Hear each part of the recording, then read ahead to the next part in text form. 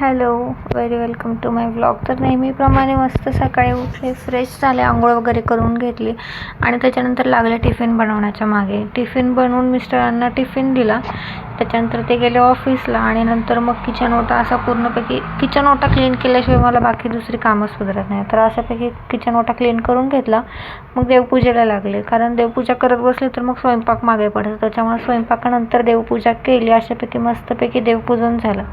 आणि हो, एक गोष्ट सांगायची की माझ्या जे फॉलोवर्स आहेत त्याच्यापैकी मला माझे जे स्टुडंट्स आहेत, म्हणजे मी लेक्चरर म्हणून जिथे वर्क केलं आहे, ती सर्व माझी डिअर स्टुडंट्स आहेत, ते मला फॉलो करतात. तर थँक्यू सो मच ऑल.